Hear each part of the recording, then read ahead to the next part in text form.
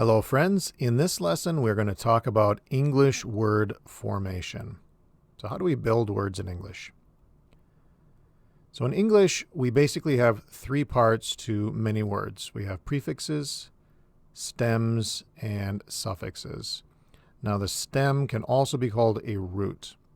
The stem is the main part of the meaning of the word.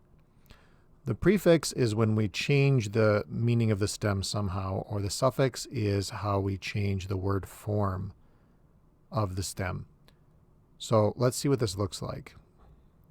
Let's say we take the word educate. Now to educate means to teach. So that's the main meaning here. So we can change the suffix to something like ion. But if we do that, then we've got to drop the E off. So we get educate without the E. ion. So we get this word education. So educate is a verb, but education is a noun. So oftentimes in English, the suffix of a word will change the word form, whether it's a noun, a verb, an adjective, or an adverb. So for example, we can take education and we can add another suffix, the AL ending. So the AL ending we use with adjectives. So educational then becomes an adjective. So we've gone from educate, which is a verb, to education, which is a noun, to educational, which is an adjective. Now we could add another suffix there, the ly. And as you probably all know, the ly ending makes it an adverb. So we go from educate to education to educational to educationally. Now we have an adverb by adding suffix after suffix. But let's go back and look at the prefixes now. So suffixes normally change the word form, the form of the word. Prefixes normally add to the meaning or change the main meaning of the verb somehow. For example, if we add miss to educate. So to miseducate means to educate wrongly or to do something wrong. The miss prefix means wrongly. So miseducate is to wrongly educate. Now if we change the suffix, miseducated, now we have an adjective. So miseducate is a verb, miseducated is an adjective. Let's change the prefix. Now we get uneducated. Now we've changed the meaning a little bit. So uneducated means they have no education, which is different than miseducated. So miseducated means that they were educated in the wrong way. Uneducated means that they were not educated, because the un means not. Or if we say undereducated, that means they didn't get enough education. If we say overeducated, that means they got too much education, and there is such a thing. When we play with the prefixes and suffixes, for example, with the word educate, we can get so many forms of the word that we can barely fit them on a page. We can get educator, educational, educationally, educated, educatedly, educative, educatable, educationist, miseducation, miseducated, and on and on and on. So as you can see, we can build bigger and bigger words, but you can also build your vocabulary pretty fast doing this too, if you know the basic meanings of the prefixes and if you know what kind of word form each suffix makes. So let's look at some of the most common stems, prefixes, and suffixes. So we're going to look at 9 of the most common stems in English, what the stem is, what it means, and some example words that contain the stem. So the first one here is posit or pause, and that means to put. And we see this in words like compose, opposite, position, and expose. Now, if you know the other parts of the word, you can sometimes guess at the meaning. Like to expose something, ex means out, and pose, if that means to put, then expose means to put something out. So to expose something means to take information that was hidden and put the information out so people know it. So you expose something. Now compose, as we'll look at later, means together. And pose, if it means put, then compose means to put together. So when you compose something, you're putting it together. You can compose music, or you can compose writing, or many other things. The second one here is spec, spic, or scope. You'll notice with a lot of these stems that they've got slightly different forms that you can see in the word. So this means to look. So for example, we can inspect something, we can suspect someone, something can be conspicuous, or we can put something under a microscope. So if scope means to look, micro means very small. So you're looking at very small things through a microscope.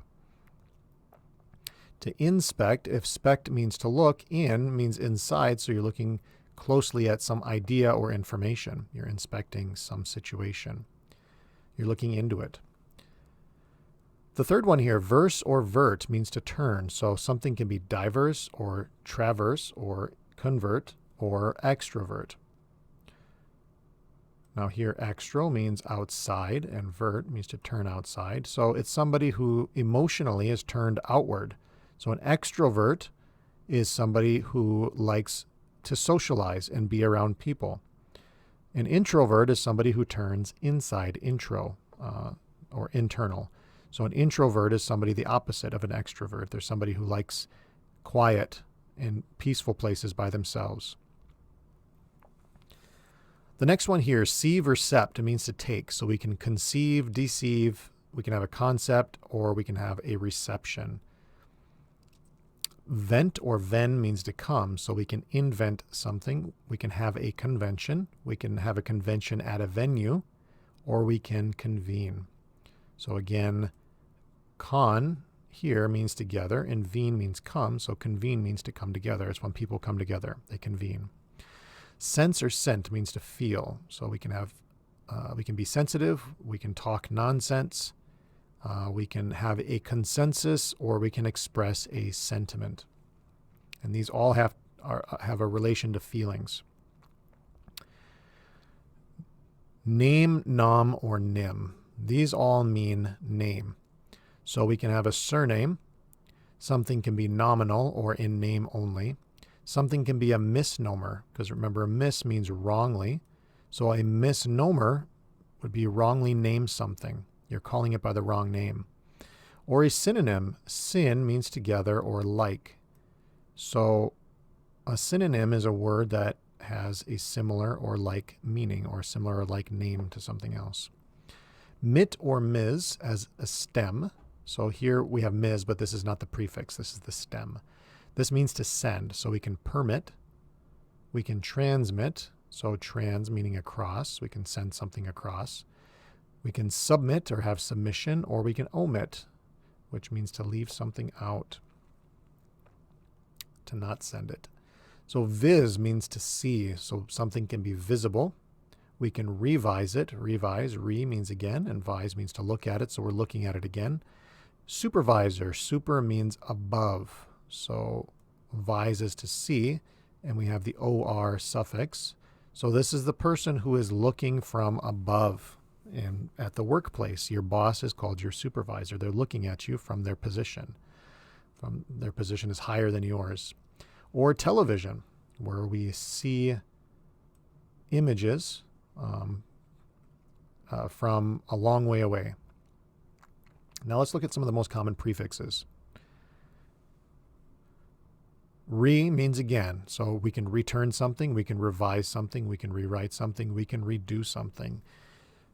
So much of the time you can just take a verb like write or do, and we can just add re to the beginning, meaning to do it again. Un means not. So somebody can be unkind or unfriendly. You can feel unsure of yourself, or you can be unable to do something. And then in, im, ill, and ear. All of these are really the same prefix, but you'll see the second letter here changes, and it depends on what is the first letter of the word that you're attaching it to. So if we take the word incapable, capable starts with a C, so we're going to use in for that one because those sounds go well together.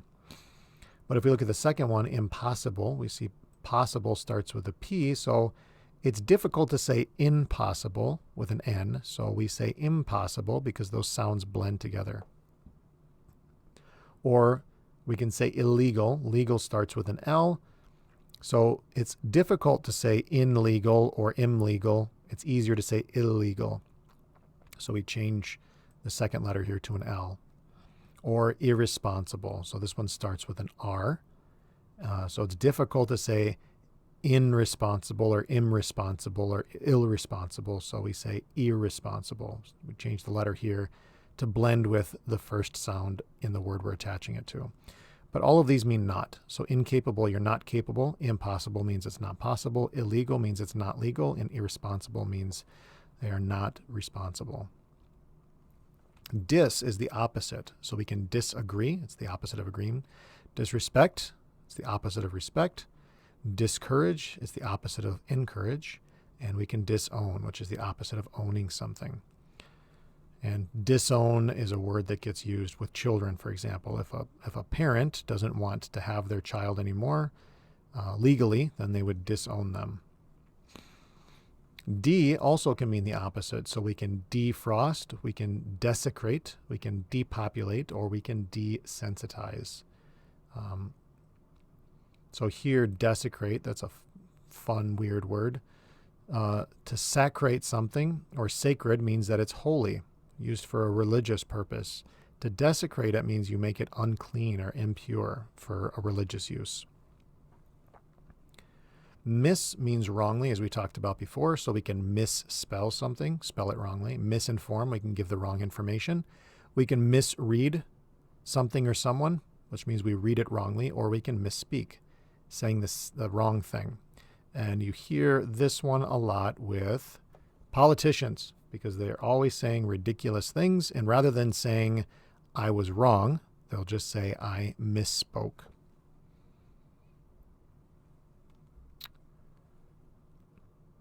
Now, pre means before, so we can prepare, we can add a prefix, we can preview a reading, or we can buy a car that is pre-owned. Trans means across, so we can transport something, we can translate it to another language, we can transcribe it, or we can transmit it. So all of these meaning we're going from one place to another place, or one thing to another thing. Co or com mean together. So we can cooperate. To operate means to do something. So cooperate is doing it together. A co-worker is somebody you work together with.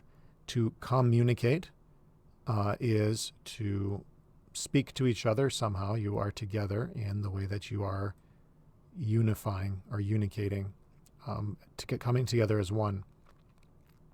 Una meaning one. And compare when we're looking at things together. Now, some of the most common suffixes. We have the ER or OR suffix, and this means one who. That could be a person who does something or a thing that does something. So a teacher is someone who teaches, a worker is someone who works, a doctor is someone who doctors, and a narrator is someone who narrates. That's like if you watch a movie and you hear just a voice telling you what's happening, that's a narrator. The ION, TION, ATION, or ITION is an act or process of something. So we can have a union, or we can have an action, or we can have information or transition. So information is an act or process of informing.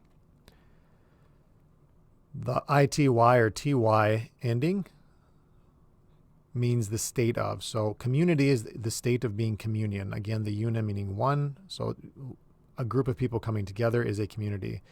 Diversity is the state of being diverse or having many different kinds.